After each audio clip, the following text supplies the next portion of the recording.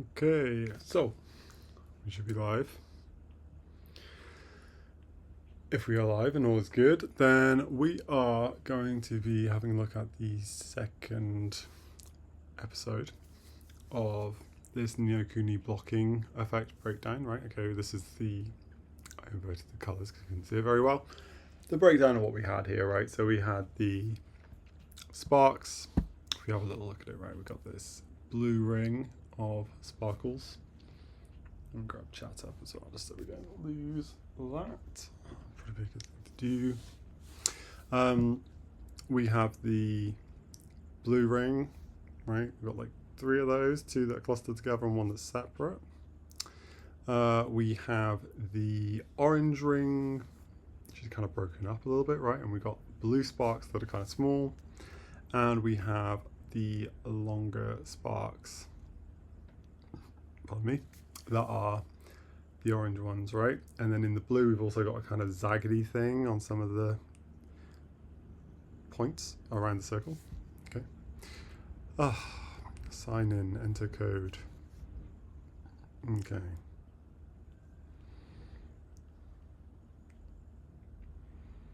Cool. So we'll have a little look at this, right? So far, we also have done a quick breakdown, which took a little longer than we might have liked, but still a little bit of a breakdown here, right? Okay, so we got the, there's also a gradient on that outer one, which is kind of cool. All right, let's jump in here. Let's make sure the chat is working and it all is well. All right. Ding. Okay, we have chat. Very cool. All right. I'll make sure that that exists in our world. So here. Okay, so we have a couple of different things, right? We have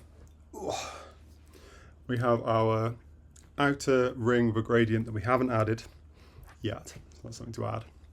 Could probably do that with like a soft particle.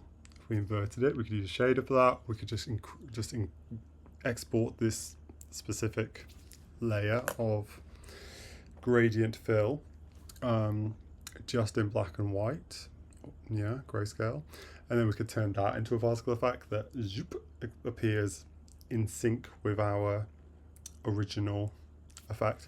Let's just have a look at what we've got so far, okay? Because what we did was we started breaking this down.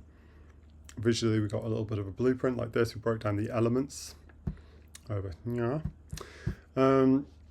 And then we were like, okay, this is just a screenshot. I haven't got like a decent video of it, which is kind of annoying. I should probably try and get that up. That'd be useful. But then we started blocking it out inside a sprite, right? So we ended up with just the orange so far, right? Which has these longer orange bits coming off. We didn't really take our time with this. We just kind of blocked it out. I kind of wanted the first episode to give us something we could see inside Unity, right? We actually wanted to be in Unity existing, which I thought would be a good idea. Okay, so we stepped through this animation so far. One of the things that we did inside of Affinity, right? See Procreate or your Photoshop, whatever you use.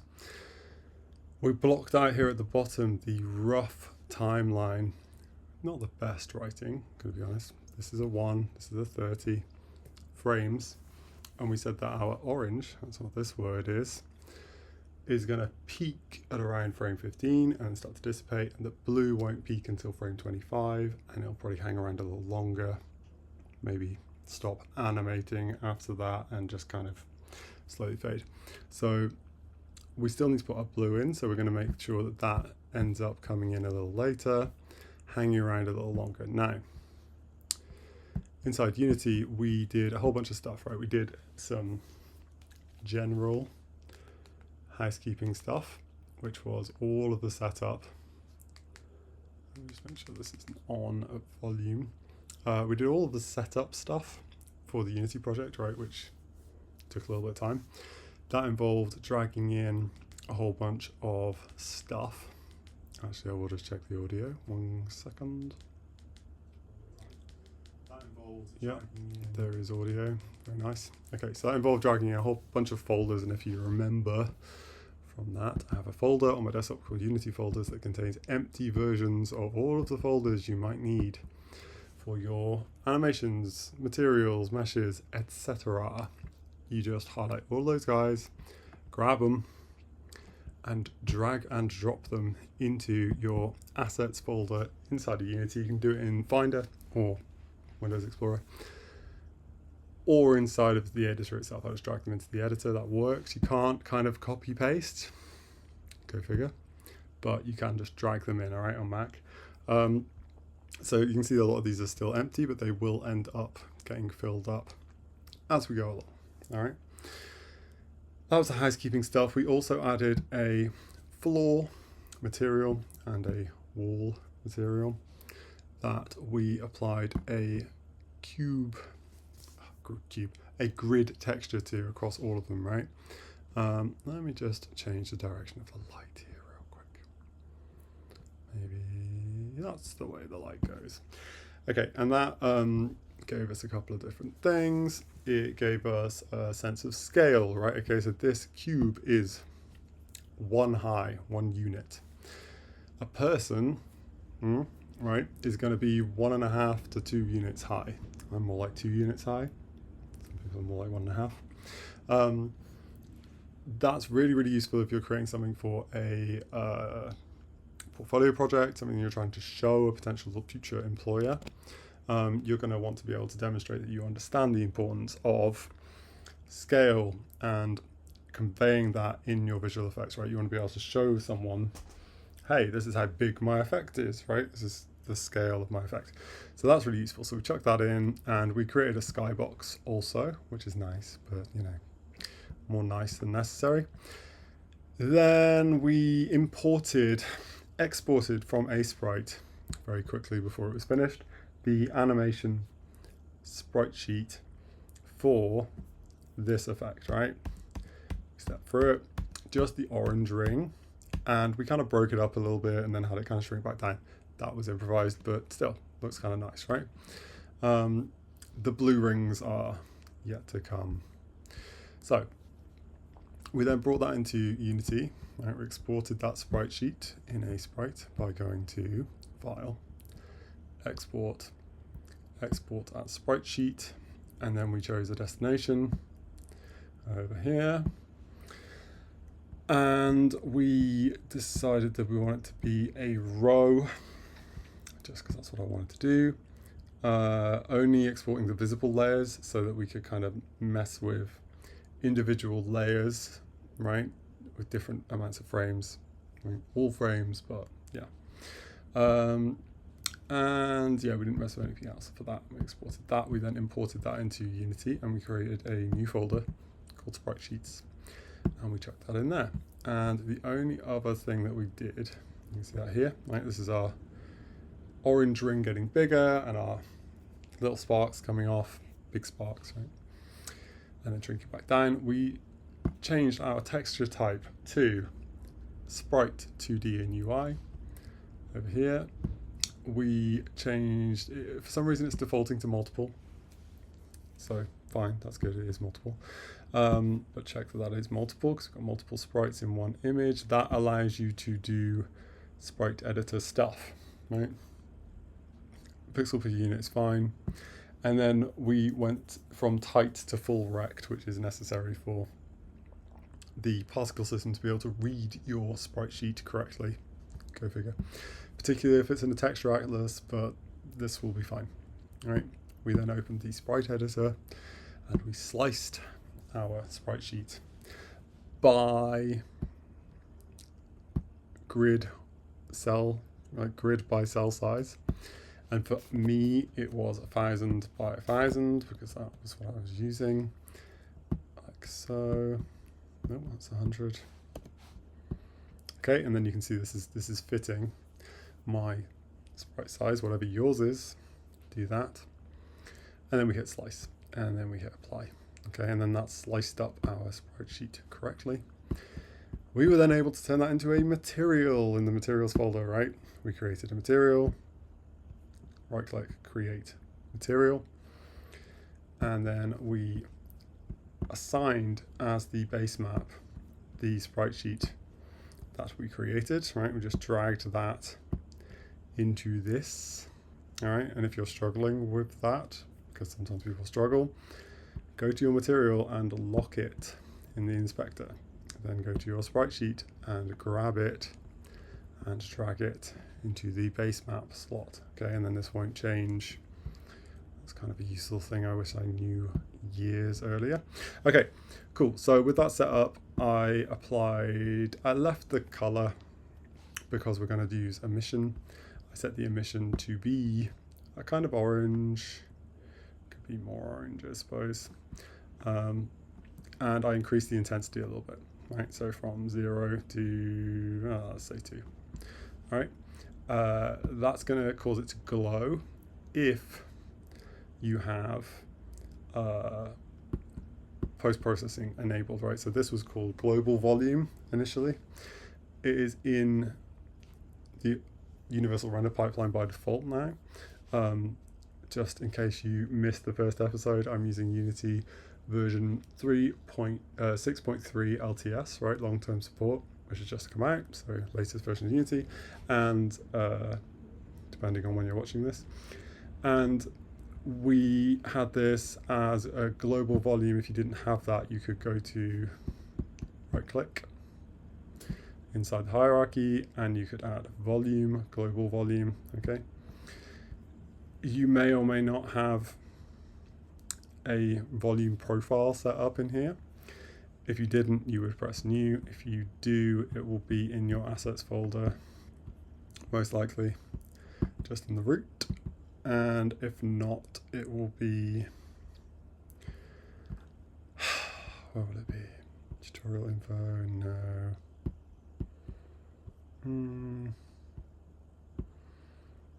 That is interesting. Where is that? Let's find that real quick. Sample scene. It is in settings. There it is. Okay, cool.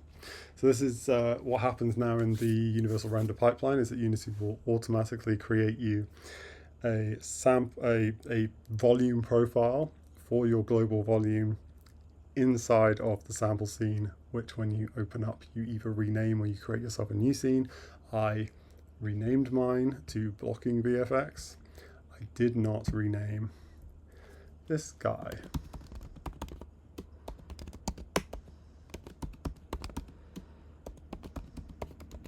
So I'm going to do that now. I'm also just going to chuck it into my scenes folder. Okay, so my global volume is in with my scene. That's kind of a useful thing to do. And you could also create a folder for your scene that contains all the things to do with your scene. Up to you. I think that's probably not a bad idea, right? Blocking, VFX. And let's call it a scene, why not? Let's just be extra explicit about it. Okay, cool. So let's just get that all in together, right? Okay, so this is our blocking scene. It contains our scene and our global volume. That's basically all you would need for that, but if you wanted, you could create a prefab folder specifically for that. Who knows? Okay, what that does, it means that if you create a volume inside of your scene that uses that profile, I renamed mine to post-processing. Let's call it volume, and let's spell it with the right amount of capital letters. Okay, cool. So this is our volume. It is set to global. Okay, over here in the mode we have local and global. If it's set to global, it affects every part of your scene equally. Where your camera is in the scene doesn't matter. If it's local, it is a cube in the scene. I guess it could be a sphere potentially. I think it's always a cube. Where if your camera is inside it or between one volume and another, you can set it to kind of transition gently.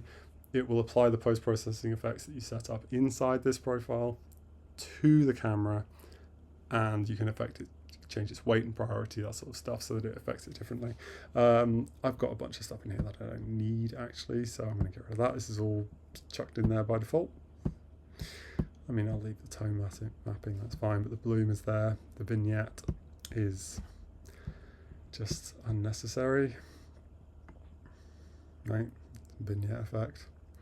Why not leave a little bit on? That's kind of fun, right? So the bit that we're interested in though is our bloom. Let's just move it to the top and open it up. Okay, so what this means is when you have a color that is set to high dynamic range and you have a bloom effect applied post-processing, it will glow.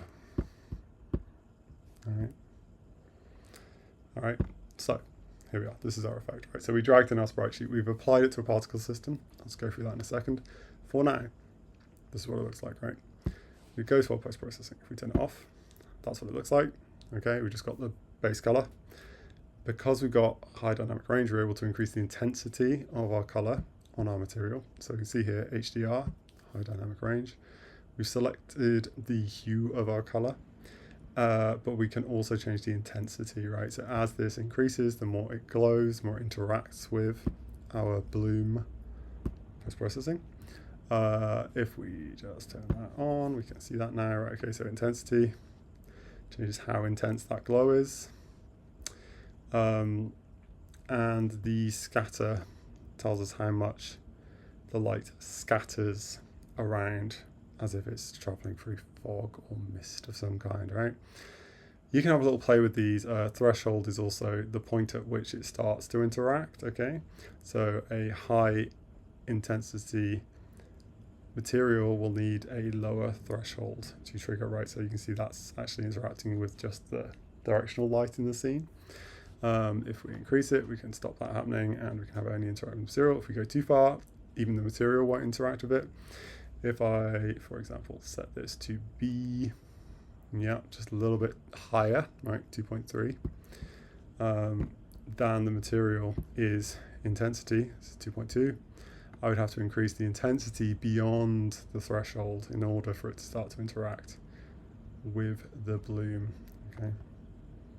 I think that's a pretty comprehensive overview of how that works. I think I had this set to like 0.8 or something. Okay, cool. So that's a brief rundown of what we did before, minus the actual effect itself. Okay, so here we have set up an empty game object, which I created by just going right click and empty. And then we have orange ring and sparks blocking the effect is the call. I think that's the full name of what we call this.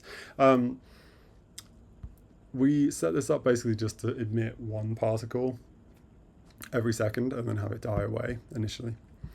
Rate over time 1, etc. What we really want is for this to just be a burst of 1 and for us to be able to interact with it by pressing a button. I'd also kind of like to be able to interact with it by pressing a button in a way that reduce the time scale of the game, right? So that we could see it go in slow motion. Would be kind of useful. And if I just restart that, that should be basically the same, right? It's looping, it's creating a burst particle, nothing's really changed there. All I've done is taken the rate over time to 0 and changed the burst to, I think I added a burst and I set it to 1 instead of 30. Everything else that we did last episode is the same, all right? Duration of 1, lifetime I reduced so that it would animate faster because at the moment we are animating over the lifetime of the particle. And what we did was we enabled texture sheet animation, set it to grid, and then set the tiles to 12 because my material, if we look at the sprite sheet, has 1, 2, 3, 4, 5, 6, 7, 8, 9, 10, 11, 12 sprites in it. If your animation had more than that, you would set that number to be that, and it's on the x-axis. All right, that's why I did it as a linear sheet instead of a grid. Grids can be useful if you want to just have like lots of different stuff that isn't necessarily connected, or maybe lots of different animations that are 5 frames long. You could choose which tile to animate from and so on. So yeah, this is fine. And then in the renderer, we applied our material that we created using that sprite sheet as the base map to the material here. A couple of things that we didn't actually do last time, we kind of ran out of time. We kind of rushed the animation itself. So there's stuff inside the A sprite file at the moment, which is slightly nicer, I would say. If I just pause this bottom left hand corner where we are, okay, don't have a mouse pointer. Yes, I do. Okay, I have a mouse pointer. Good. This bottom left hand corner of the effect, we have snipped a little bit off because we were talking about how, you can see here, bottom left hand corner, that's been cut away at with a rubber, with an eraser, in order to make it a little bit more organic and interesting. And so are the two above it. I've also edited, and you can see all the others are just the straight line tool, right, for now. So yeah, we've got already a nicer effect, but the job today is going to be refining this, right, frame by frame animation to make it nicer, and creating the blue version, which we demoed a rough and ready version of last time by just making this blue and changing some of the parameters inside of the sprite, inside of the particle system. We're not going to do that, we're going to do it nicely, we're going to do it properly, but that was an option that we had if you were bored or lazy. Oh, hello. I'm doing a thing. She's kind of pretty much asleep, but a bit, maybe wake up. I think you can come in though if you want to. You're not going to show up on stream. Okay. Sounds like a good idea. They are the worst.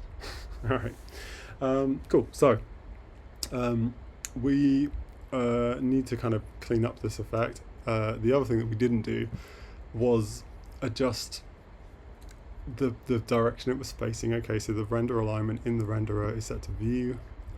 If we set it to local, it would only show in that direction. Okay. At the moment, I've got my scene view set to global instead of local.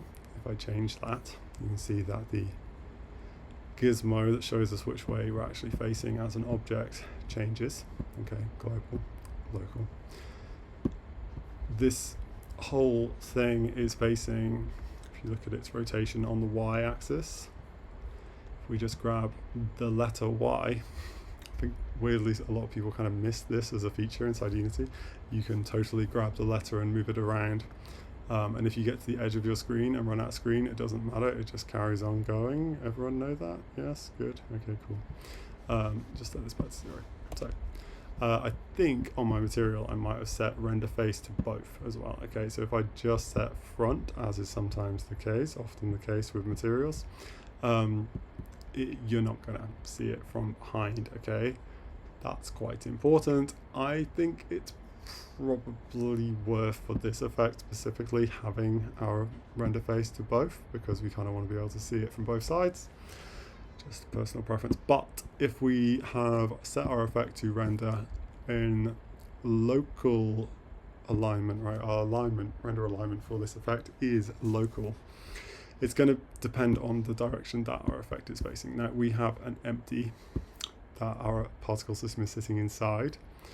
If you're confused about that, right click, create empty, call it VFX parent, whatever the name of your effect is.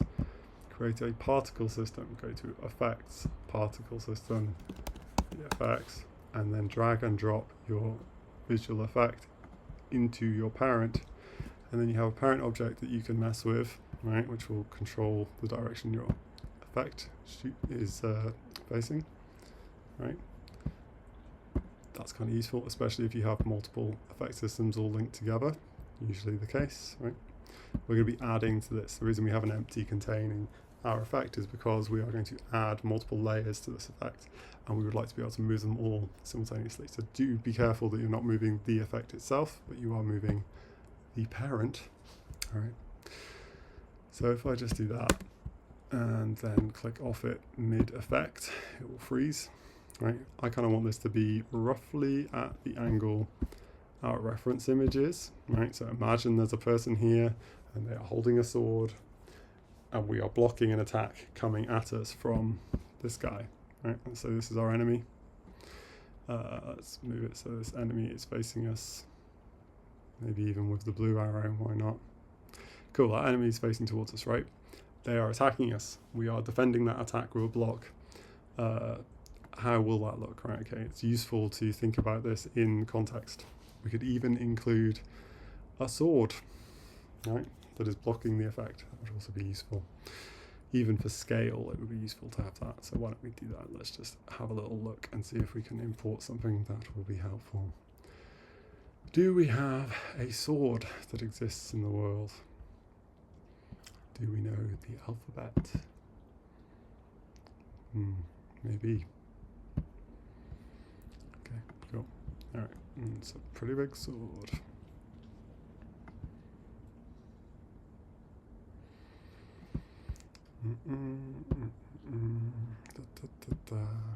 Okay, cool. So let's say that this sword exists in the world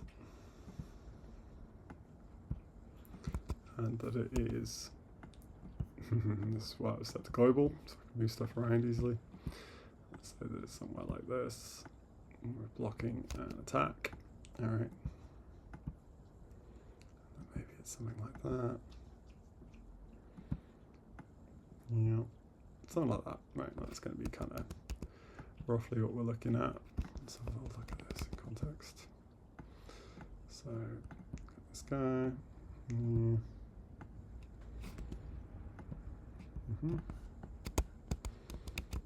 Cool. Alright, got that.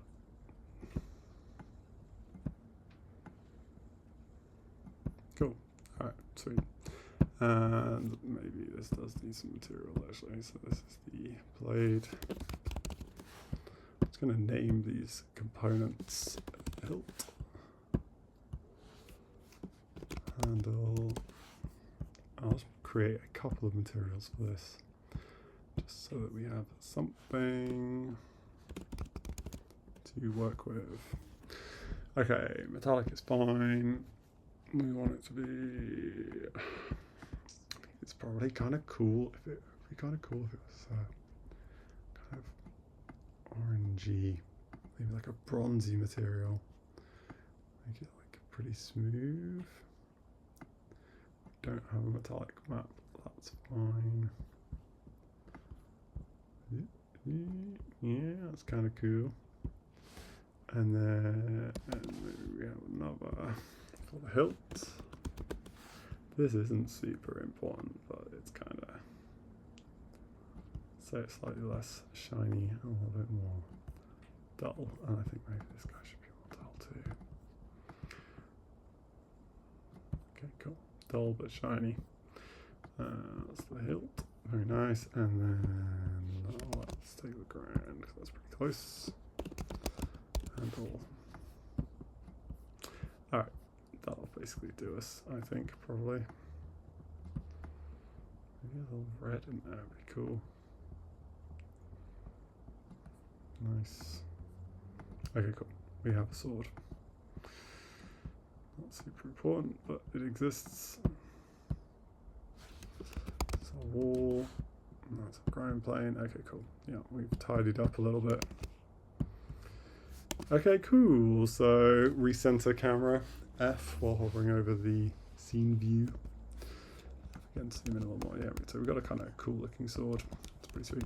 So yeah, we have a sword that is blocking this effect, right? We don't need that there the whole time, but it's just useful. Oh dear. That's a baby. Oh no. I can have that. Oh. No fish. Okay, you're right. Oh. You alright? Should we go that way so I can fast you? Yeah. Oh, See.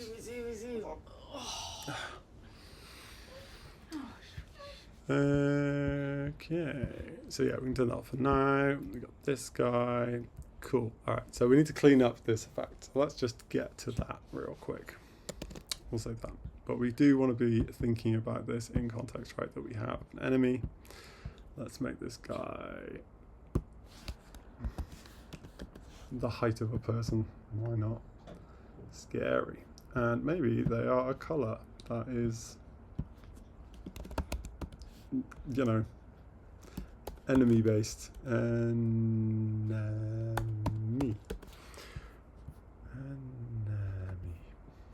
Good. We'll call our enemies. I'm going to say that they're red. Okay, Okay, cool. So we've got an enemy that's coming at us. Maybe they also have a sword, right? We've got a couple of things to change in here as well. Okay, cool. Look, so I'll just put this over here. Flip this guy around and around that way. Pretty cool. That's cool. Yeah, so this guy is bringing his sword down on us. Maybe a little like this. Cool. Alright, so let's just trigger that effect real quick. Yeah, that looks about right. Okay, cool. So the context of our scene is that we are getting attacked with a sword by an enemy that is coming this way, is hitting our block shield, right? We're triggering a block, and we're using our sword to block, right? Context. Cool. Alright, we can hide those soon. For now, we are going to be coming at this effect. Okay, so we've kind of tidied up, like I said, the bottom area of our effect. If we do that, and if we want to save our eyes, turn on our background, and if we want to be able to see our onion skinning, we have to have it be in front of everything. Annoying. Okay, so again, I'm using a Wacom tablet. It looks like this. Yeah. Go back. Very nice. Okay, just a digital drawing tablet. I haven't got it set to touch mode because that annoys me. It moves the canvas. It's not a screen, although I may be getting one from Santa for Christmas. Exciting. And just a normal pen. Okay, so what I want to do is I want to go through frame by frame and adjust. You can see here on the bottom left, we have basically just rubbed out. That's movie. Get a child's book. Cool. That is better. Much better. Okay, cool. I'm trying a new position for streaming, in case you're wondering. Cool. So what we want to do is we want to go through this animation frame by frame, and we're basically just going to use the eraser. My canvas is set to 1000 pixels squared, and that is because although Sprite is primarily a pixel art software, we're trying to use the onion skin and animation features within it in order to create cool animations. It's the best program I've got for that, for the money. Pretty sure Sprite's like $15. It's pretty great. The onion skin is this blue and red versions of my effect. I'm drawing in orange. You can see if I turn it off. The blue is the next thing, next frame, and red is the previous frame. Okay, so let's have a little look. Right, I've already taken chunks out of these first 3 sparks, but this 4th spark, the one that's going due west, off to the left, I have not done anything with, and you can see I've kind of run out of space on the canvas and just decided maybe this one goes around in a corner because it's hitting some resistance or it's coming towards the camera, who knows. Right, so I need to start messing with this guy. I'm using the arrow keys to jump through, skip through the frames. I just need to find it, right? The next frame, it's going to be here. I've taken just one bite out of it. Next frame's here. Okay, so I'm just using the rubber to eat away at a little bit of it, and I think I was a little overzealous there, so I'm going to undo that and just take a little bit here, like so. Next frame here. I'm just going to carry that on and carry that on. Maybe take a chunk of that side, and then maybe continue here. And then this guy is this, right?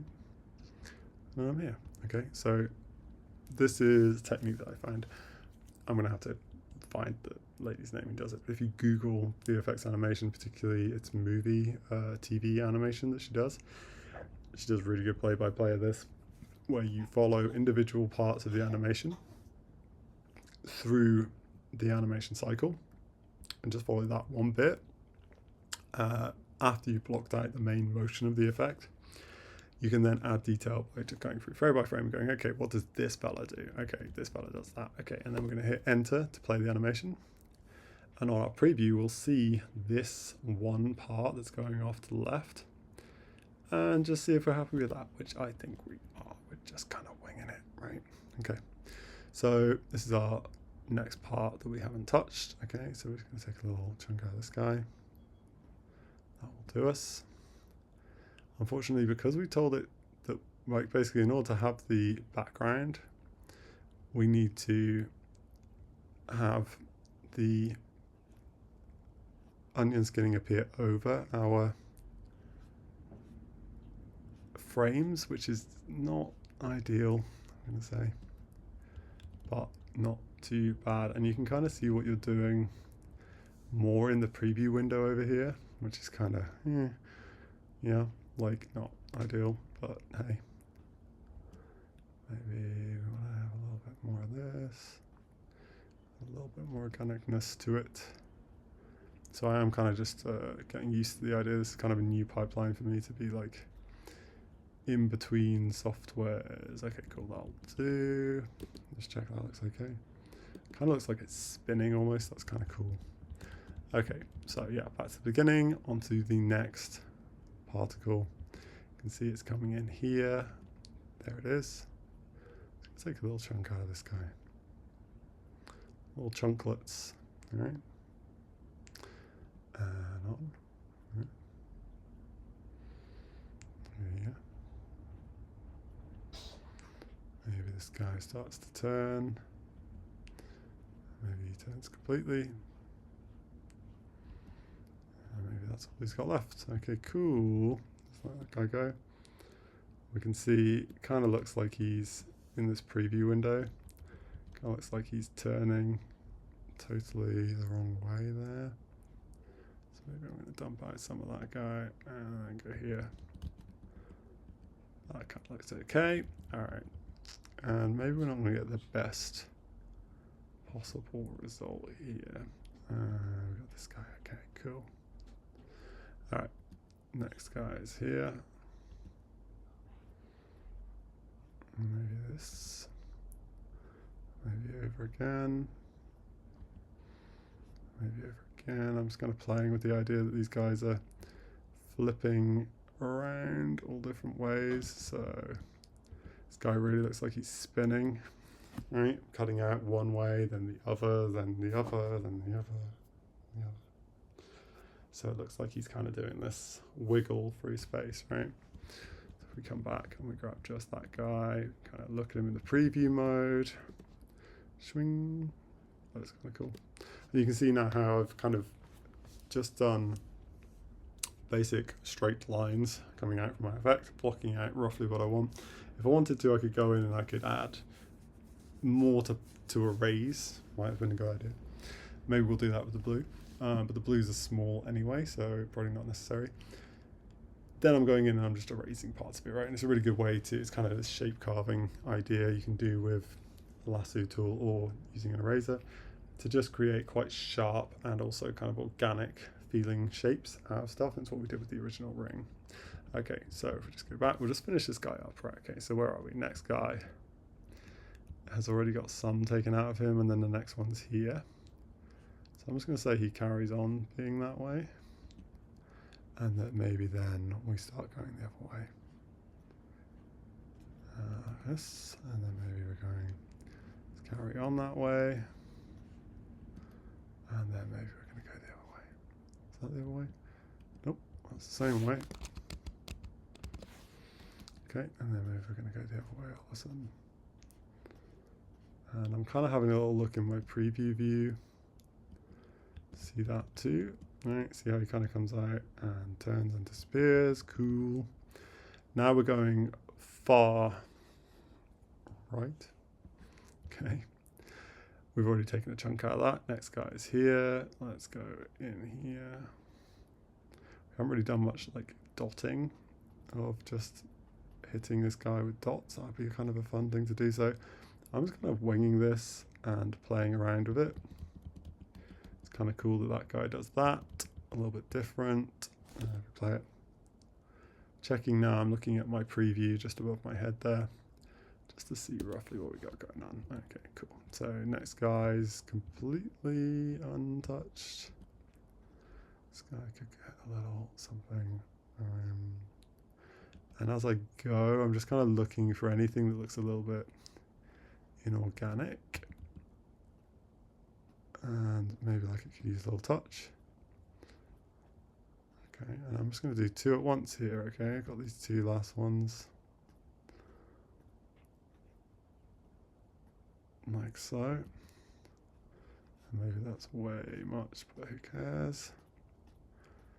Get in there and give it a little something. Just see how that looks to just scribble at it. It's kind of cool. It's kind of fun. Okay, and now our final effect. It's looking a little bit like that if I just turn off the onion skinning real quick. Like this. Kind of cool. I think the ring itself is a little bit too solid. So I'm just going to lock my rings. Unlock this guy. Okay. And just get my eraser and just go through this guy as well. I'm just going to break up this ring a little more. Alright. So we step through. A little bit of this. Something a little bit more organic in here. Right? So I just want to get a little something just in here. Right? Because I feel like in our reference, we have, it's much smoother, these cuts, but there's absolutely breakage inside the ring. Okay, right, so if I go for some more swipey, these kind of look procedural, the ones that were in the actual reference, but that will do. And then if I do the same thing, if I just give it a little bit of something in areas, okay, just give it a little scribble. And then I'm going to come in and I'm just going to break this guy up a little. Alright, this is looking nice. And yeah, I kind of want this to be feeling a little bit like it's coalescing a little. Kind of developing, but having it. This is cool. Okay. Again, a little bit of a kind of giving a little couple of taps here and there. Create a little kind of something to aim for. So when I'm swiping through, thinking I've got like a little feel of what is happening, right? So kind of coming out like this. It's kind of cool, right? And I'm going to kind of double up on that. Whatever happens, just kind of commit to those lines. All right, kind of nice. Looking pretty cool. And then save again. Okay, so we're just going through again, just frame by frame, finding little bits and pieces that we might like to chuck out of this guy. Something that's going to give us a little bit of direction as we come through. Just using kind of a small 11 pixel eraser. The canvas is 1000 by 1000, right? So it's kind of tight. And as I said, I want to kind of let this guy coalesce a little. I feel like it's becoming somewhat more substantive. And I feel like going forward and then back gives me something. So I'm going to go with that. Kind of almost the same line. Just give a little something. So this time I'm trying adding a little bit of variation after swiping through, which is kind of cool. Right, that's kind of cool. Right, forward, back, forward, back. And this will kind of give it something of a kind of spinny nature, potentially. Potentially it's going to add a little motion, and we might actually end up adding a little motion in the effect, right, in the particles. We might end up moving the particle over time, which would be kind of cool. Get it to rotate. But for now, I think this will do. And what we get here by doing this is some really sharp edges that you would struggle potentially to get if you were just drawing them by hand, okay, with a brush. Okay, so cutting through these is pretty good. Okay, that's looking pretty nice. Okay, that's looking a little bit better, right? Okay, so what might have been nice there would be to kind of reverse the direction of those reduction, right? We're spinning out and then we're spinning back in. That could have been kind of cool. Let's just have a little look at that. Okay, so as we get to our full, this is starting to come back in now, right? So let's see if we can do that. Let's get our selection tool, grab this guy, and let's find frame, select, modify, expand, contract, inverse, view,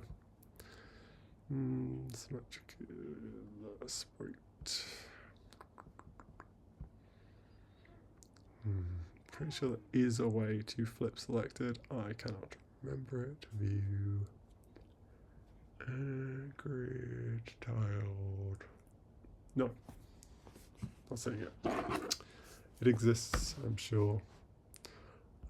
Symmetry options, show.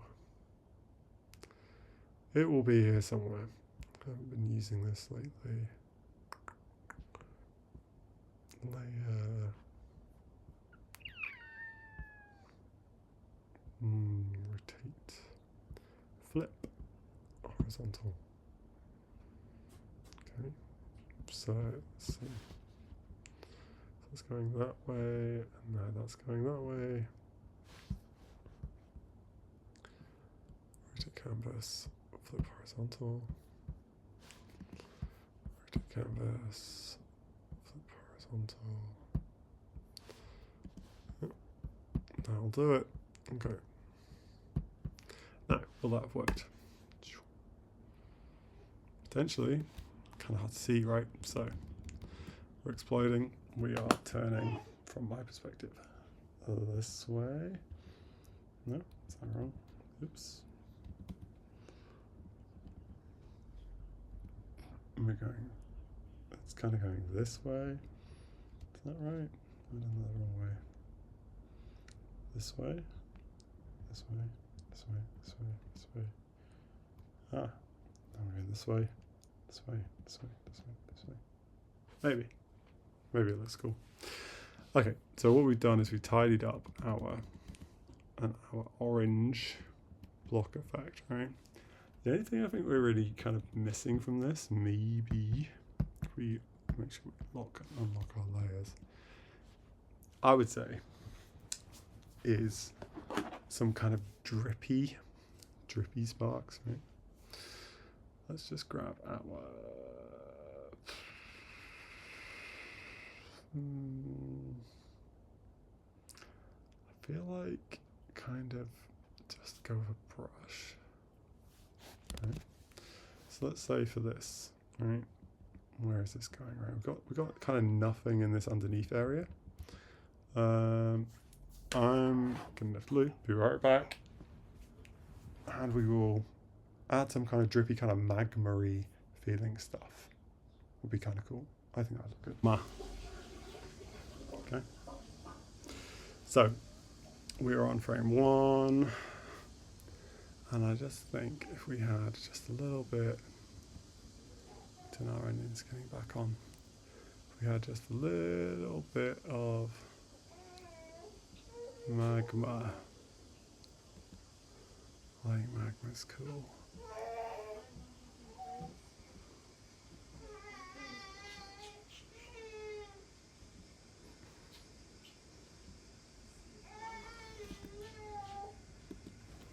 That's cool. That looks fun. Okay, and then back to the beginning. Okay.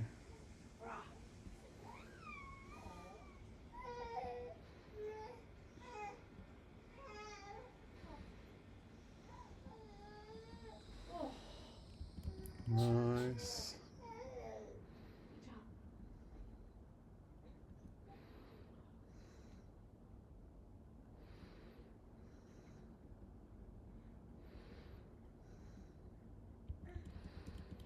Cool.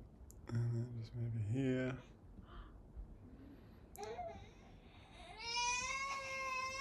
Kind of almost like embers, really. Pretty cool. And then maybe we'll take some from here too.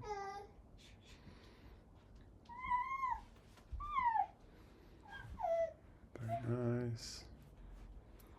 Yeah. She headbutted my face. Oh no. That made me That's cry. not good. Was it here? Headbutted your face, made you cry. Yeah.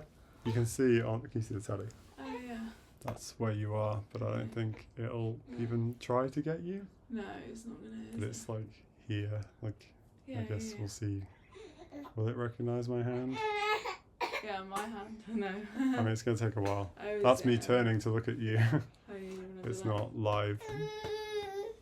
Grumpy. Okay, cool. So that's looking kind of fun. Got a little something going on there. All right, cool. So if I was to export that as a sprite sheet, we would be pretty much cool. But we are missing just a whole bunch of stuff, right? All right, let's lock up our sparks. Run our blue. So here on our blue layer, we got this. I kind of don't even want it to start until a little bit later. I do want it to be a bit more blue, maybe a little bit in that area, maybe more of a teal. Why not? Cool, and then it's going to be Control and Shift in a sprite to get this guy to scale from the center. Let me kind of call it. Let's just say that's what we got.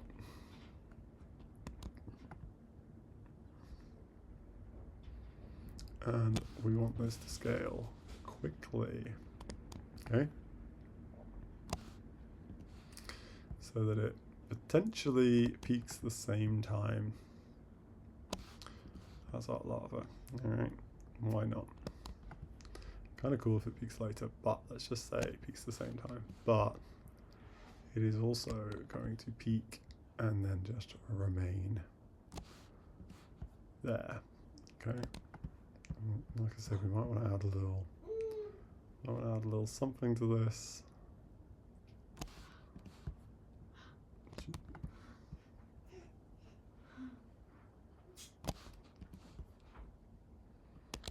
We're definitely going to want it to stick around a little longer. Okay. And I'm sort of thinking here, so look at our settings, loops through tag frames. Okay.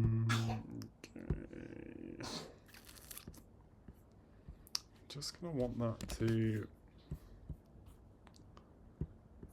sort of like frame, new empty frame, new frame.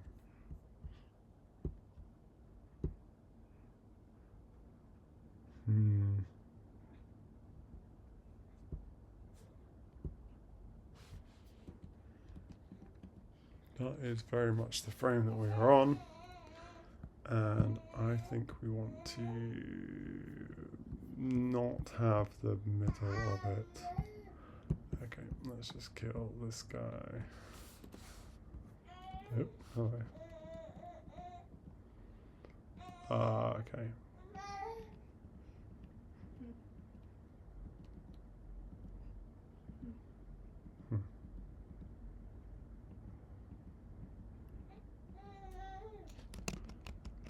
Let's just check that we haven't overridden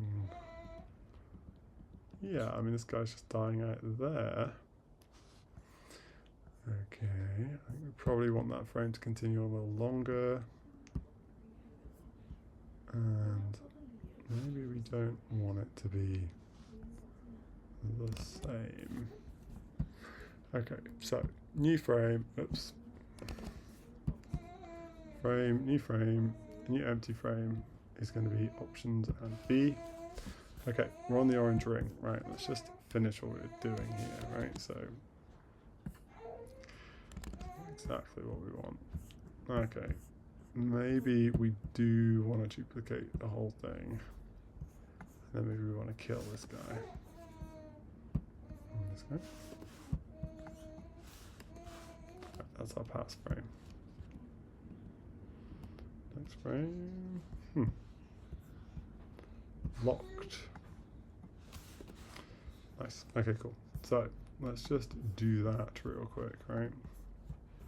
Let's just grab our where is our eyedropper? Brush. Okay, cool. So what we're going to do is we're just going to jump forward. I'm just going to finish this frame, right? I think it's fair to say that this will be roughly here. And if we get our razor, that we can carve away. I don't mind it being a little bit raggedy on this last guy, because that's going to be pretty much it. Now, if we do new frame, then we can on here rub this guy out if we want to, which I think I will. Okay, let's kill that. Now we just have our background, so really what I'm thinking is if we copy this final frame, let's see what happens if we go to the next frame and paste it. Yeah, she's good, yeah. Not attacking you. Yeah, absolutely. As long as she's not attacking me, I'm good. Okay, so blue, blue. So just check that our blue is coming up how we want it to. Cool. And then let's just paste in our blue. In, oops, hello. And a bunch of different places. We just click every time. I think really we are good for this guy to be pretty much pasted throughout, because we're going to add a little noise. Hello, using pencils. That's my idea. Get you good at art. Get it in you. She's right. She doesn't look too poorly. She looks like she's in good spirits. Yeah, not too bad. Right. Okay. So new frame, new frame. Yeah, options there. Cool. So I'm just going to add a bunch of these out to 30 because that's how long I want that guy to last. We've got orange sparks. We need to create a new layer called blue sparks. Cool. And we're going to jump in here. We are not going to need to do anything until, she's entertained. Pencil case. Best gift ever. How you doing? All good. This is going well. I can see the stream there. I can see the chat there. Oh, yeah. This is cool. Cool table. I I have from me saying yo yo. I was gonna. I didn't want to bother you. Shall I? You're welcome to try and find me and see how easy it is to find me. I did find. Well, I've got my notification turned on for you. Oh, you lovely. Top fan. Very nice. Okay. Top fan. I like that. Alright, so we're doing the blue. Oh, we've got blue squiggles. That's a thing that I haven't done. So, do you want to sit? Yeah. Zoop. Ah, you're looking at the wrong thing. Obviously, it's like delayed. I'll just leave it Sorry. playing and it'll play. That's right. It'll play on the telly in a second now. Okay, ready? Well, alright, cool. So I'm just working on the blue.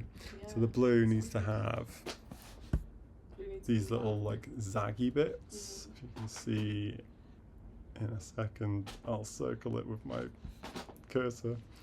There are zaggy bits that exist. Oh yeah. Yep. Okay. It's weird talking to you in Oh yeah. delay. Right, those zaggy bits exist kind of at the peripherals. You just start doing it. So there's kind of this kind of They grow situation. and then come back. Yeah, I don't know what their deal is Grow and because I haven't got it kind of. It's not really a. grow. But let's just say it's kind of this.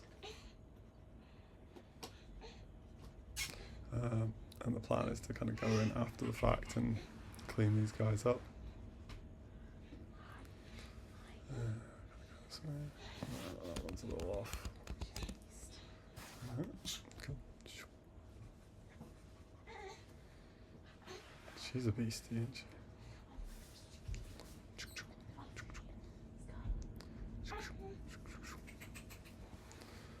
Okay. It's cool because I can kind of chuck these in and then go in and cut them up Bring Jenny. Come on, bring Jenny. Scarf. for every frame. Scarf.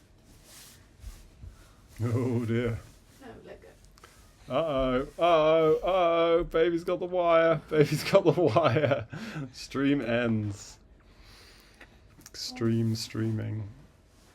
I'm going to say, because there's so many frames of this guy, and I may need to go in and just quickly edit More interested them. in you. Oh my god. Oh my god. Problems. World ending, is it because you denied her access to one thing one time? Yes, yeah. Okay. All this. Oh, she's coming my way, huh? You could zip yourselves in. I know. You don't want to. The whole thing. Oh my gosh. So, Oh my gosh. and then if I just turn off the onion skinning a little, I can kind of clean these guys up a little bit.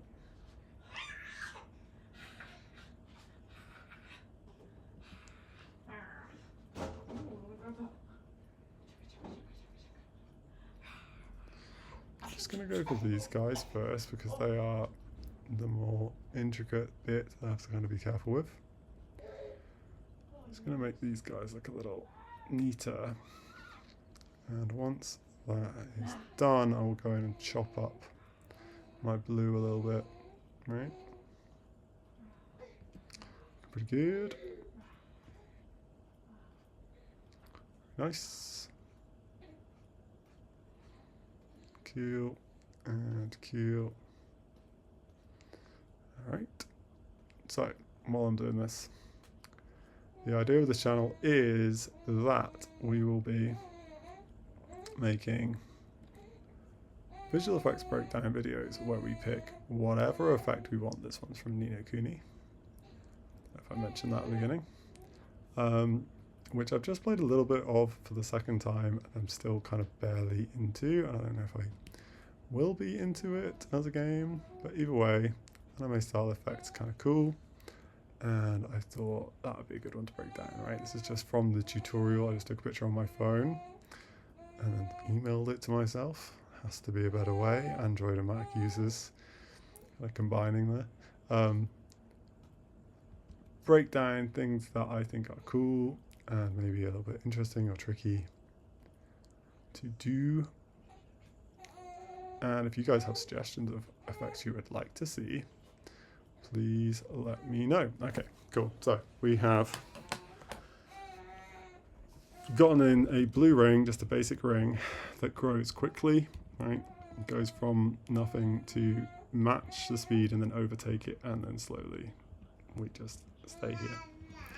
Okay, now I'm just going to have this fade out over time, like the whole effect will fade out over time, so I'm not worried about it being just big for a while, but I do need it to be big long enough that the effect lasts in the system. Especially if I speed the whole thing up, this is going to last less than a second, right? So we are all good with that. What I need now is to go in and just take off some of the ring stuff. Now I put the sparks on a different parts of the ring, and actually what this is not the sparks, this is the blue, I'm gonna say sigils. Is that right? Alexa, how do you spell sigil? Sorry, I didn't catch that. Alexa, how do you spell sigil? I don't understand what you meant by that. Alexa, question. how do you spell sigil? Sorry, I didn't catch that. What would you like me to spell? S-I-G-I-L, I think. Sigil. Wife, how do you spell sigil? S-I-G-I-L. That's what I thought, I don't right? Yeah, that's understand what I you put. meant by that question. Okay, cool. There's proof on stream that I spelled it right before I before I asked. Okay, cool. So those are the sigils. And then we'll add another layer for the new and layer. Yeah. It's kind of, I would do it through the shortcuts if I could ever remember which one is new frame and which one is new layer. So this is going to be the sparks. Cool. Okay, but that looks cool. So let's just have that one locked for now and unlock the rings and go to the rings. Okay. So same deal with the blue rings as with the orange rings, and actually I'm going to kind of cut this guy up before it even begins because I kind of want it to be much less intense, and I'm just going to go that way around, and I'm not going to cut out chunks of this one as much. The previous one I kind of went organically through it a little beforehand. I gave these kind of like little roughity up bits before I did this slicing. I don't want to do that for this one. This is a shield, right? We want it to be a little bit more solid.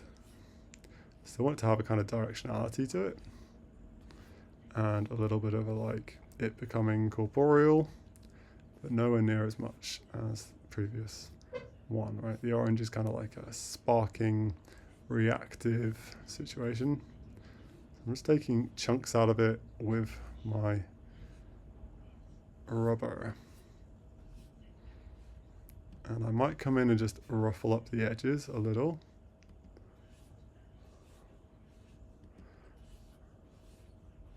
And if I was being more deliberate with where I place these, it would give it more of a kind of motion. But I'm not, because life's too short.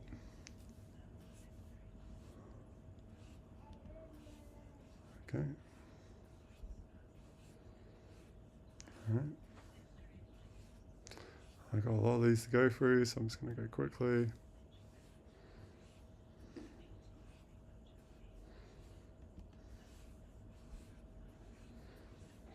I can spin the whole particle system if I want to. I think that's fine.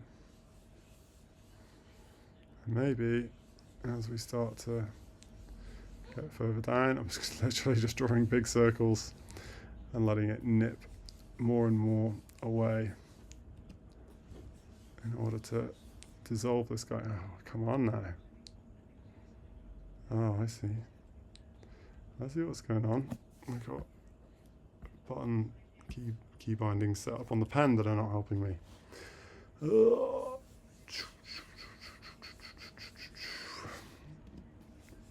Alright, I'm going to have this whole system fade out, so I'm not too fussed about the final result here. Oh, and I'm kind of drawing off the canvas, is what's happening. Just going to come round. Right. I'm going to have the whole thing fade out. Potentially even shrink as well, right? So this may be completely overkill on here, and go, right? And it looks like it's got a little motion to it, those rings. So I was kind of incrementally kind of cutting through at different angles. It kind of looks like, to me, it kind of looks like it's going backwards, the way a kind of rotor or wheel will look like it goes forward, and then starts to like slowly rotate backwards. But if you spin the system in the appropriate direction, I think it will make it look good. Either way, that looks kind of cool. I kind of like it.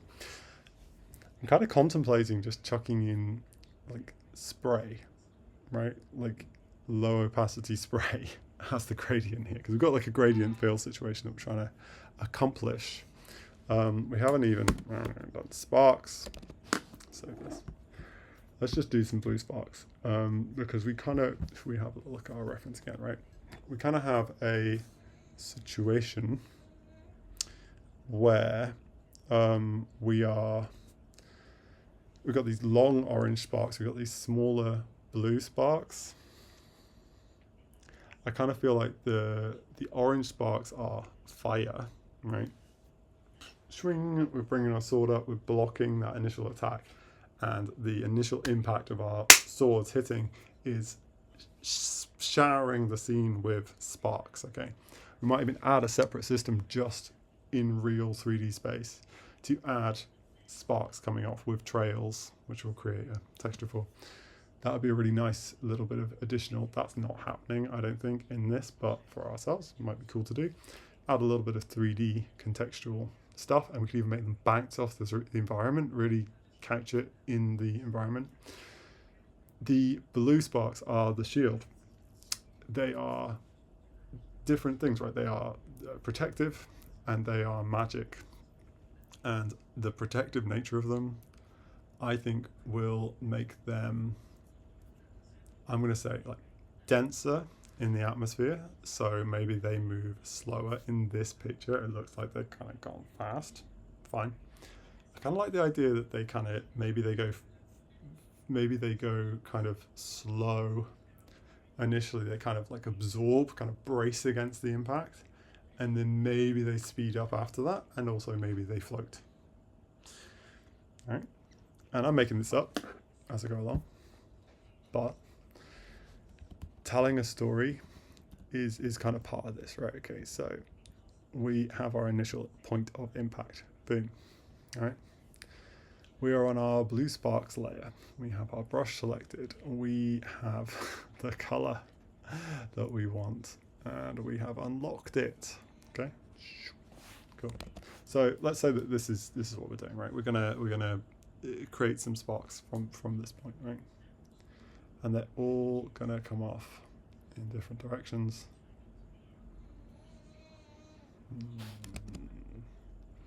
And they're gonna be going like this, right? Maybe this is what we're doing. Let's turn on our onion skinning. Okay, so this is our previous point. And actually what I'm going to do is I'm going to follow what I said, right? Which is these sparks. The ring, everything, like the ring is expanding quickly in order to cover us and protect us. The sparks that are coming off are sludgy, thick, heavy, dense, protective sparks. All right, so save your work, everybody. We're going to have these be slow, and to make something slow, you have it travel less space over time. Okay, so if I wanted, for example, this spark to be quick, I would have it go faster every frame. Ready? Swing. See that guy? Here he goes. Joop, joop, joop. Gone, right?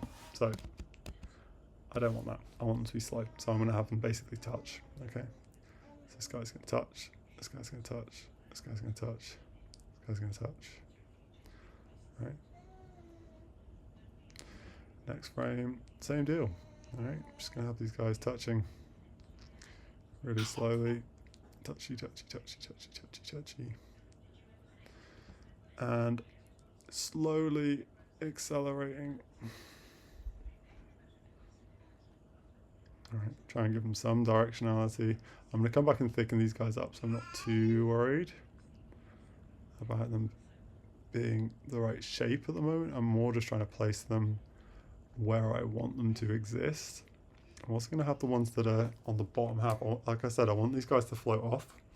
So I'm going to give the ones above a little boost of acceleration, and the ones to the side are kind of flat acceleration, and the ones going down a bit of a slower acceleration, so that they feel like they're kind of resisting the urge to pull themselves up and away from the scene. Okay, so let's just say that's good for now, right? We've got a couple of frames.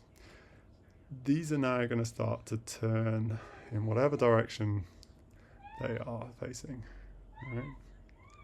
And these guys are going to start to come up here. I'm just going to hide my spiral just for now, and maybe even my orange, right? Orange box. Orange ring. Hello.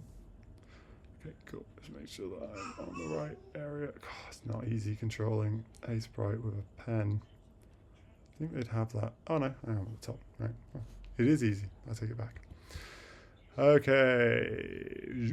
Right, so this is just what these guys are doing, and I think this is one of the best tips. I'm gonna have to worry about it. I will find it and post it in the description. You're right.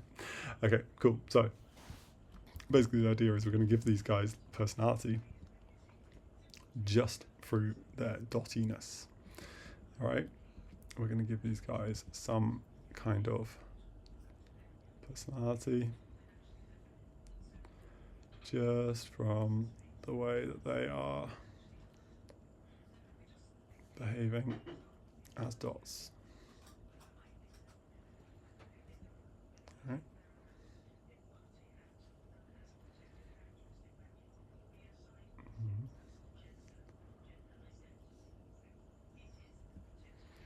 Cool.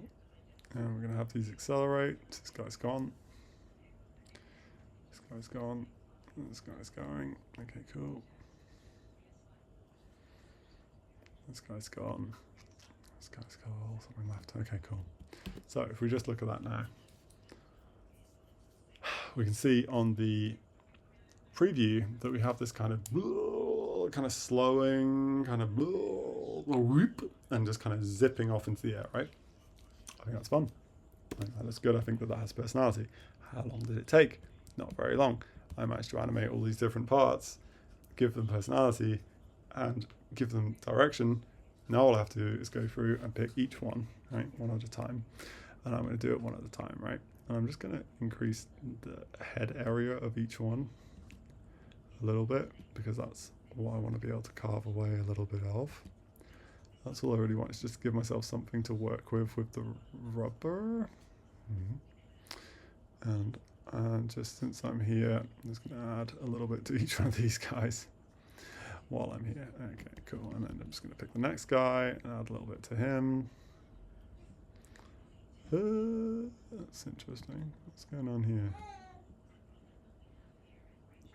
See here. Let's just say this guy, and then it's going to be this. That's better. Okay, cool.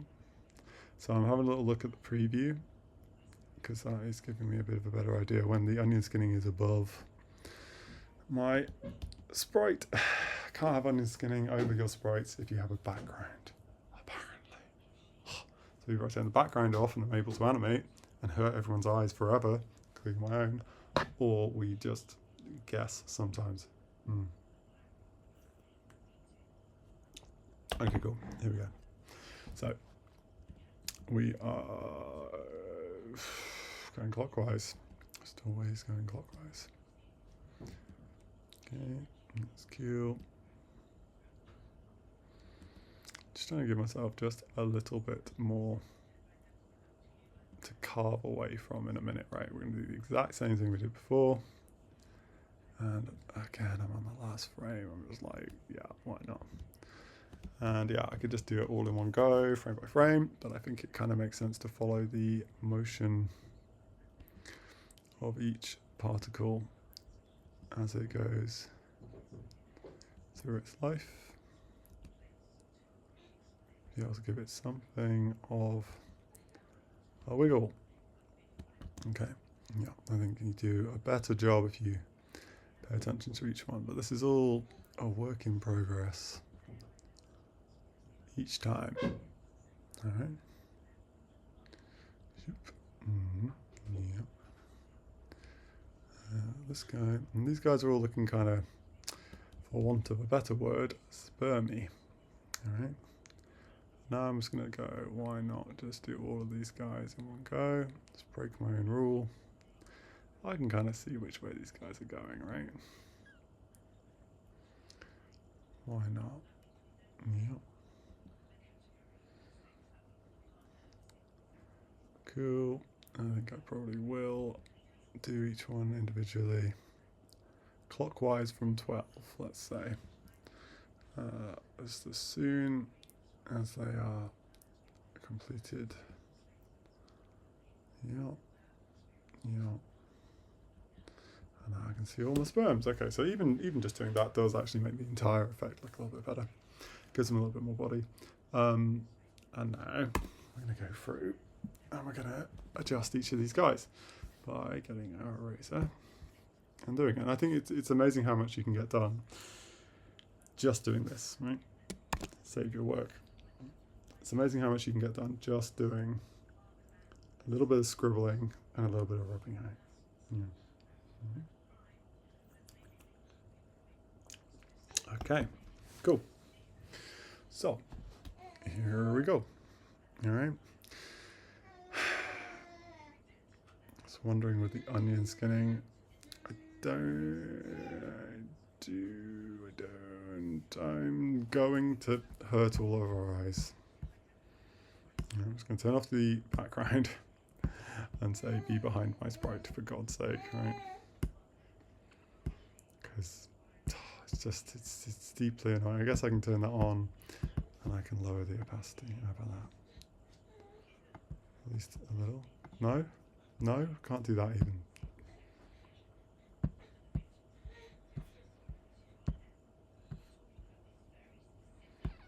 Can't do that.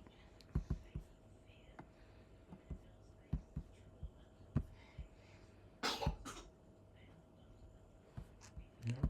I can half. Maybe that will be slightly less horrible to see. Slightly. If we can make it slightly less horrible, that'll be good. Okay, here we go. So I'm just going to stay zoomed out as well. I'm not really too fussed about that.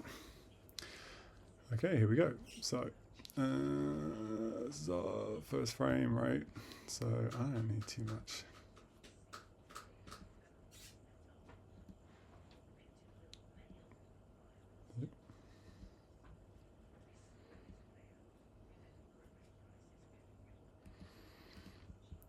Okay, very nice. Right, like I said, starting from 12, working clockwise, that seems like a good plan to me. This guy's got a kind of double situation. And we are definitely going in a direction. And then we're going in another direction. Another direction. Okay. This guy.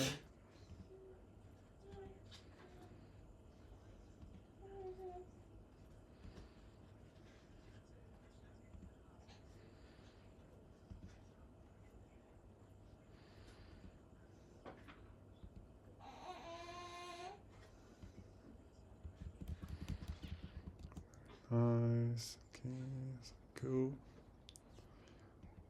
This guy's looking good. Nice, looking nice.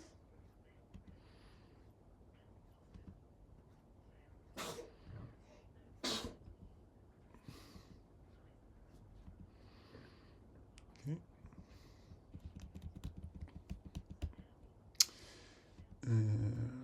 This way. This way. This way. Nope. Nope. Hello. This way. Yep. And I'm alternating these so that they look like they're spiraling. Whether that will work or not, I do not know. And then this guy, I'm just going to keep the opposite with, kind of adjust what I'm doing on the fly. So some look like they're turning, some look like they are staying one way or the other.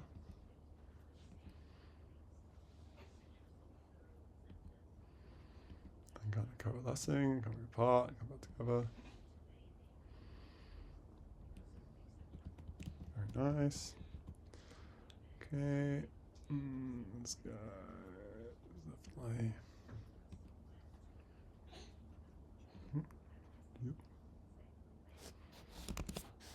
Try not to undo stuff too much, just let it happen. Very nice, cool, and this guy. So anything kind of touching the edge is kind of not my friend. Okay, let's go back again. And I'm just going to turn off the onion skinning just so we can see it in isolation.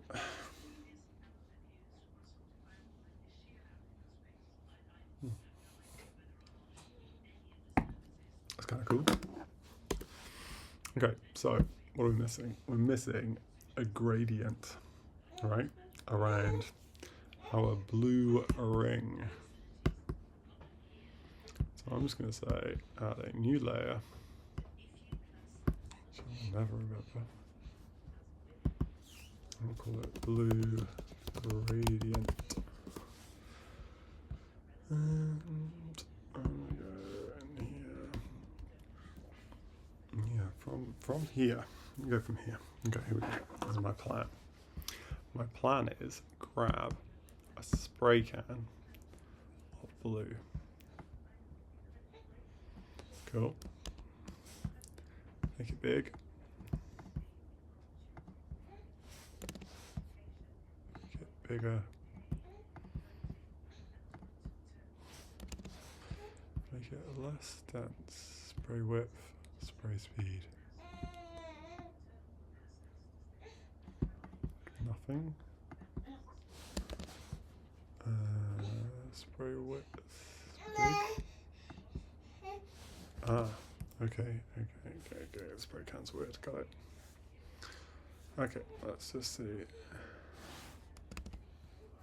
Opacity's below. And the width is as big as it'll go. Speed as low it'll go. And the size, as big as it'll go. Okay, cool. Alright, we can handle this. So, blue gradient, everything else is fine. Let's just lock our sparks and our ring is good. Cool.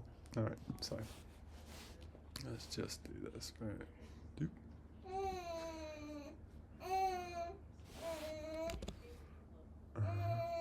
Even less. Not that less.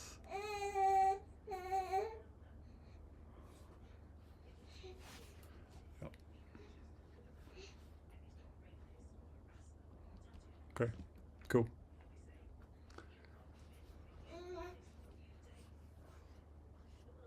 Alright. Yeah, so I'm getting a little spray can of blue gradient fill.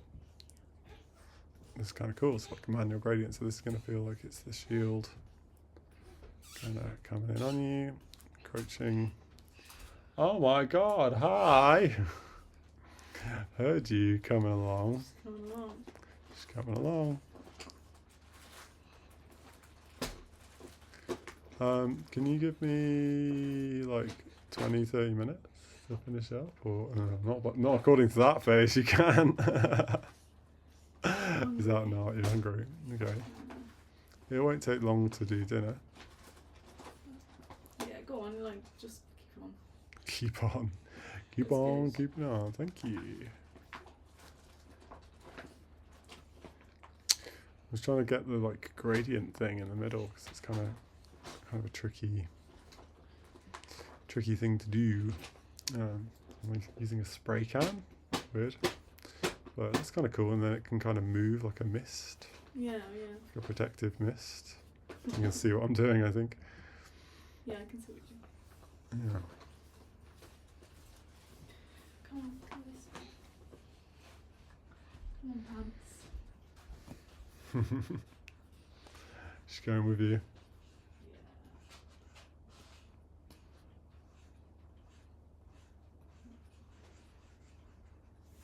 I'm interested to see how this looks in Engine. I basically got to export a sprite sheet and then create, well, a couple of sprite sheets Don't worry, carry on. and then turn them into effects. But I probably won't refine the effects today. Okay. I'll just get them working and then.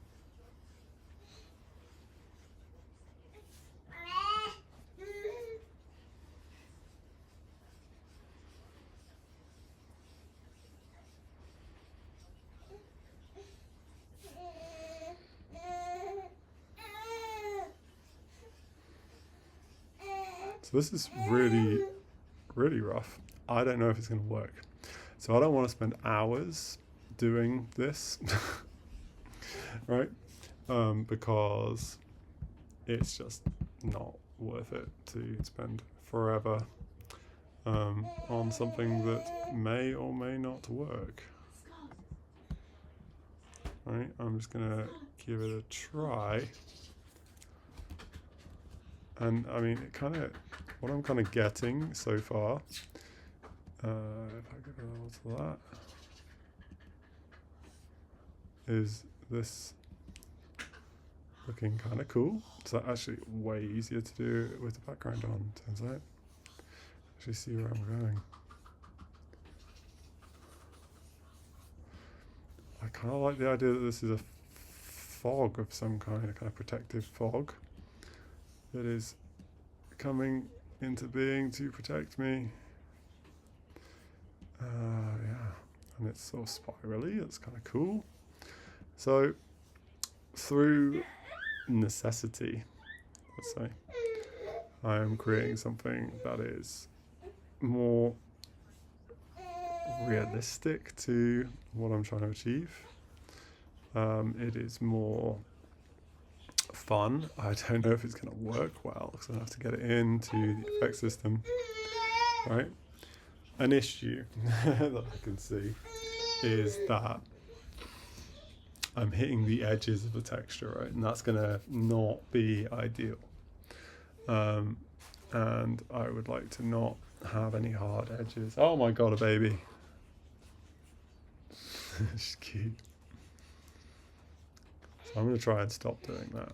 Or I'm going to go rub it out at the end. Hello. Oh, wires. She's just obsessed with wires. Why have we got a baby that's just crazy about wires? I'll do that. I think we should just get her some wires to play with that aren't connected to anything. Alright, that's cute. I mean, I really hope this does look good. I mean, we can play it in a second and see if this is looking anything like what we would like it to be. I really was just going to go with like a kind of gradient just around the edges, but I think this looks cool. I think it's cool that there's like a cloud of protective layer. Like I said, we're kind of going with it Bob Ross style here and just saying happy little accidents that this looks cool. And, you know, just going with what we've got, letting it happen a little bit. So we've already got, you can see we've got 30 frames of this bad boy. And some of these will potentially be fading out frames. Trying to keep a direction going and not just overexpose one place or the other. But yeah, maybe this whole thing from frame 20 or something will be fading out. Final frame. Maybe it will, and maybe I should be fading out my protectivity, but I think probably fine to keep it as is, and just maybe the incantation is failing or fading, but the shield itself is there. So let's just see how that looks. I think it looks kind of cool. I think it looks kind of good. Okay, let's get the whole thing going. Orange sparks, orange rings.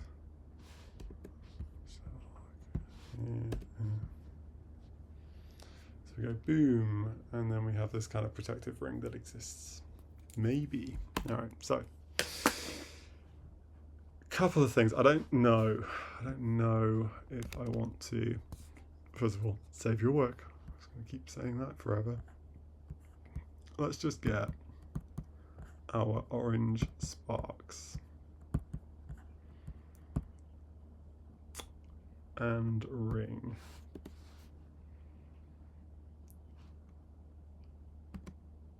Yeah, let's just get those exported as a new sprite sheet. And we might have to do a couple of things here, right? We might have to, hello. We might have to, so we're going file, export a sprite sheet. Yes, we want it to go there. We kind of want, yeah, visible layers, but we only want selected frames. And that means doing this. Maybe doing this. Okay. So that is the rings and the sparks. And we're going to say selected frames. And we're going to say export. Do you want to overwrite the following files? Yes, we do, but we want to change the name. Okay. It is a blocking VFX, but it is only orange stuff. If that makes any sense. Okay, so in here, what we're going to do is just going to go to our spreadsheets, and we're just going to import new asset. We're not going to worry too much about the fact that we already have one, and we're going to make sure that we're not in our Blender file. And that we're not looking at affinity exports. And we're going to import this guy. It's got a different name, which is cool. So to set this up, right, what we want to do is set the texture type to sprite, 2D, and UI. We're going to over this at the beginning of the video. We'll do it again. Mesh type to full rect. We're going to open the editor. It's going to tell us we haven't applied our settings, and that's because we didn't scroll to the bottom and say apply. Okay, so just don't worry about that. This is totally not what we want. We've just got selected there.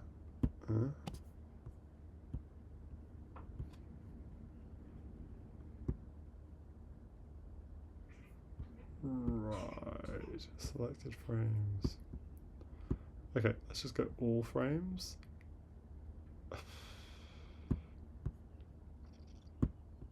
Let's go all frames. Let's just see if that helps. We will delete. We will say yes, please. We will import new asset. Right click, import new asset. That looks more promising, does it not? Looks like a lot of frames. Okay, sprite, 2D, and UI. Set this guy to full rect. Just say apply.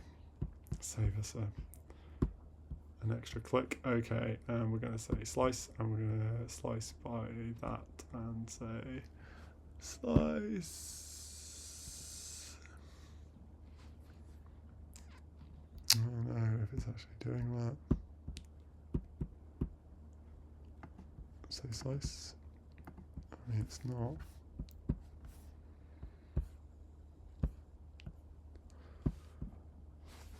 Texture has out of range width 30,000 long, 16,000 supported. Okay. We learned something today. Export sprite sheet. Layout. Grid. By columns. Strength. Fixed number of rows. Number of rows. Let's just say it's 5. Okay, it's giving us kind of a preview as we do this, right? So that's kind of cool. Let's go 4, 3, 2. Okay, let's say it's by 2. Let's do that and see what happens. It doesn't look great, I'll be honest. It looks like it's going to do a bunch of stuff we don't want it to do. Okay, so we're kind of playing with it. We may have to work on this next time. Let's just open this guy up and do the basics. Sprite 2D UI, set it to full rect, say apply, open the editor, say slice, and slice, it's not brilliant. I want to say it's doing things really weirdly. I'm not sure why. It's got these ones, then a load of blank ones, then these ones, then a load of blank ones. That's not ideal. Let's just do it anyway and see what it does with that. Let's also say that we didn't turn our background off. I'm going to redo everything. That's a whole thing. Okay. Layout by... Let's go by rows. That is totally what we want, right? And then go by number of columns instead. That's going to solve our problem. Yeah, that's good. Fixed number of columns. Let's go 15. I feel like that's going to be okay. Okay, cool. I think that we are starting to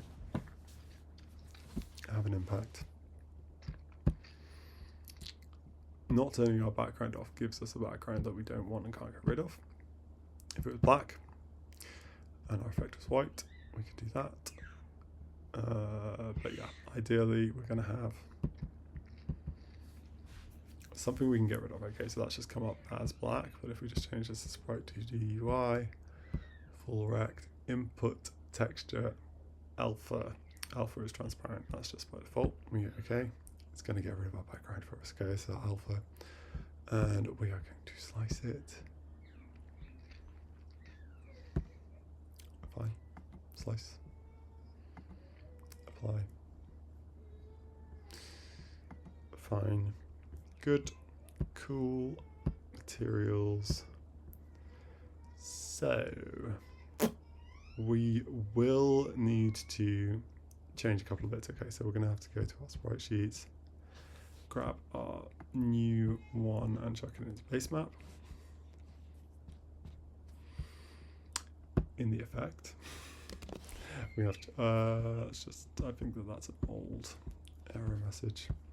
Okay, in here we are 2 on the Y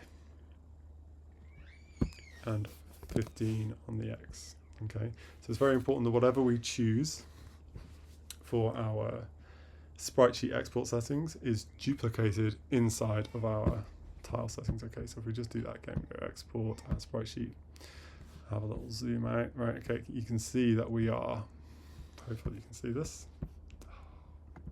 You're fun.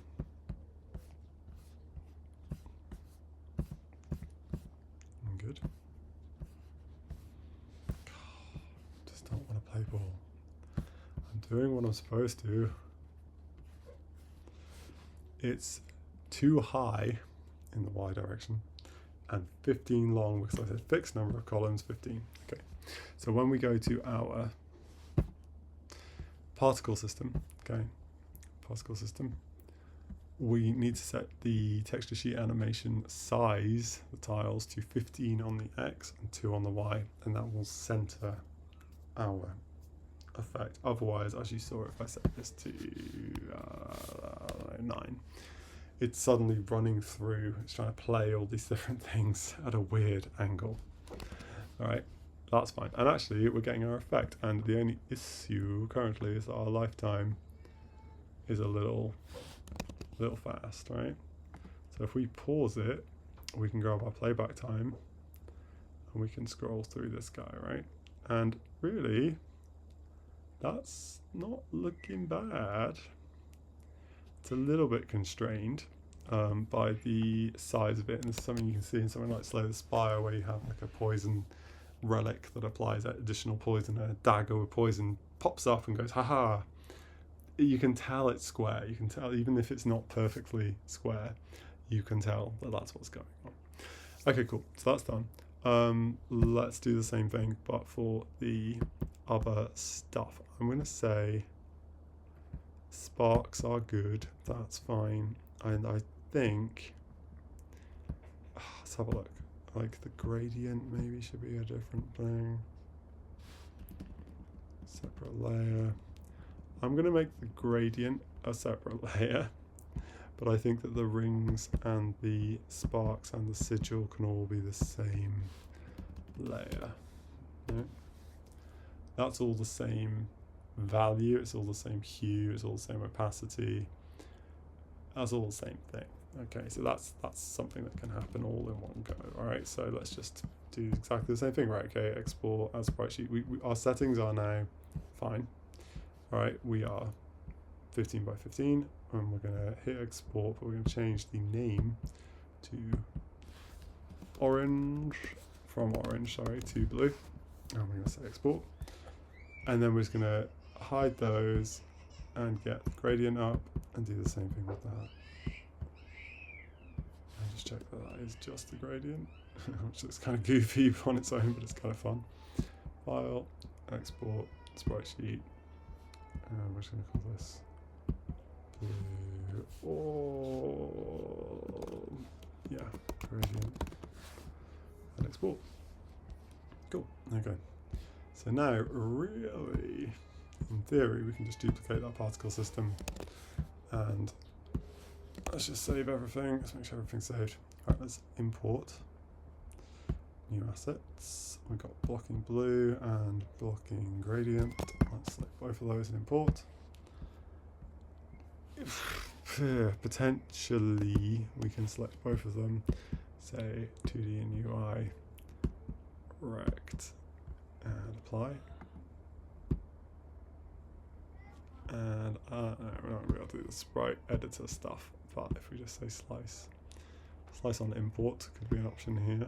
I think it's kind of remembering what we want, although for now I prefer to do it manually because I do not trust Unity. Yeah, that's fine. Slice. Cool. Alright, great. And then, yeah, in theory, we can just duplicate this guy. Now, there's a couple of things I haven't done. Last episode in the housekeeping, just go to editor. For me, personally, I prefer to have an underscore between every word because I'm a bit dyslexic, it's a little bit tricky to read stuff, so if everything's just camel case, I go a bit skewy. I know it takes up more space. I don't care. Fuck you. Underscores. So I want my duplicate things to have an underscore, and I do not want a space between each one. And that's it. Also, don't need to be reloading the domain or the scene every time I hit play, so I'm not going to do that, and that will make the entire thing just play when I hit play instead of reloading everything. There's a tip for you.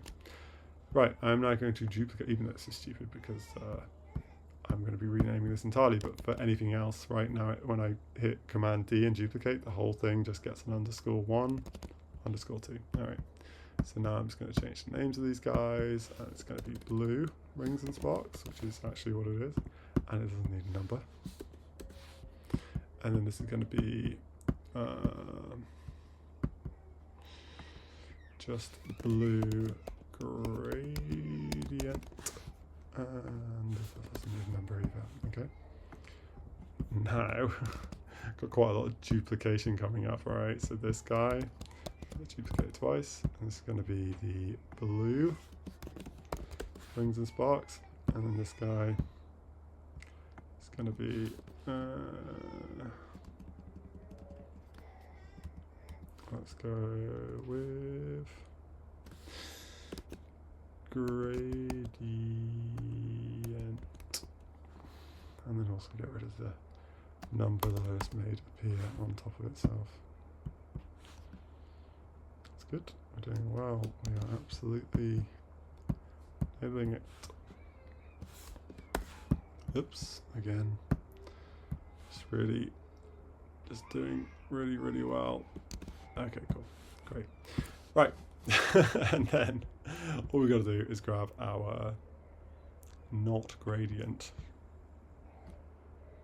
Yeah. And change this guy to blue.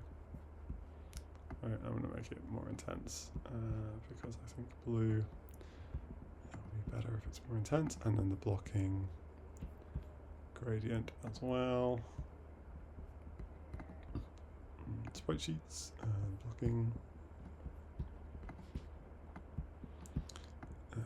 Let's go with that. I'm not 100% sure on this one what I want to be doing in terms of glow. We'll see. And then all I've got to do is grab these materials and chuck them in the appropriate renderer. Okay, so We got this guy, which I think is going to need a little work. We got rings, blue rings, like so. There we go. All right. So you can see we're getting there. All right, we are getting there. We're just going to move the whole thing up a little, and we're going to move our camera up a little. Yeah, that's looking pretty cool. All right. So if we just pause this guy and hit play. We've got this whole situation going on, right? There's all this stuff going on that I think that the gradient is not working particularly well. But if we go down here and we don't have permission, and we allow it to compose itself. Okay, cool. So yeah, some of the issues here, right? Okay, we've got like a threshold situation. Right, we need to reduce the threshold by which it becomes transparent. We can change some of the things like the way that it dissolves. Right? It's kind of cool. We might end up killing Unity and also the stream at this rate, but yeah, that is kind of cool. Alpha is fine. Threshold could be changed to be a little more like that, and then we've got like the alpha of it, which is also a thing we can change, and then we can change the emission intensity. Alright, okay, so we can play with this being like a glowy situation. We are also going to get into detail next time of how these things are going to work. Like I said, we're going to want a little bit of a delay on the start of this guy.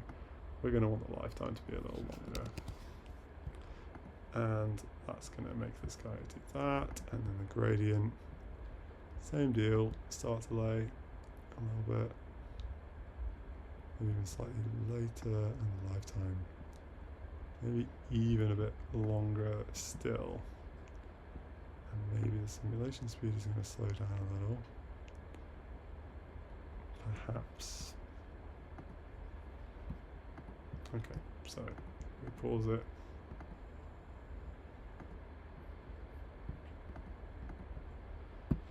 Frame by frame. There we go. Let's just have a little look before we finish, okay?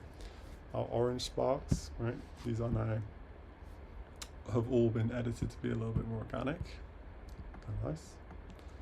They're looking pretty cool, and like I said, everything is now facing in local space to the object, so it is turned right like a shield. It's not just facing us no matter what we do, which is kind of cool. So it's going to look good from the player's perspective. That is then shrinking down to nothing, and we have a big delay on that.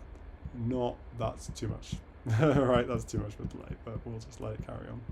We then have our blue popping in and the gradient fill as well, and we've got a loop happening, which we need to kind of get rid of, but let's just ignore that for now. So the blue, focus on the blue, floaty blue particles, very nice. We have gradient inside that is happening. Like, to me, it looks like that sword is not getting through that, right? It looks like we have a block happening. Pretty cool. All right, I really like the bronze sword. Maybe not the most practical, but it is pretty cool. All right, let's just set all of these to not be looping. Let's set these guys to be way less delayed. Maybe just like 0.1.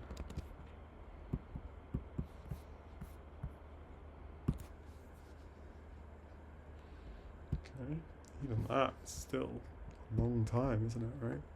Start delay 0.3, 0.03, sorry, and 0.0, maybe also 0.03, why not? Okay, and if we grab all these guys and hit reset,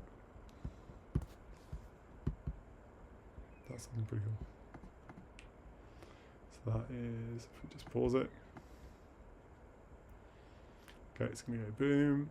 Right, okay, I'm just grabbing the playback time on it and just clicking and dragging. You can drag through.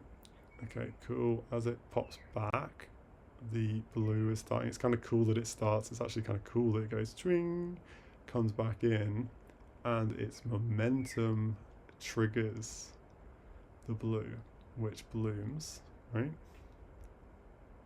And there is like a gradient inside it, and there's some particles that pop off, and then there's just this kind of spinny situation, and then it stops. Alright, and we can have it fade out as well. Fade out and get smaller. Right. I can do both things. Alright, cool.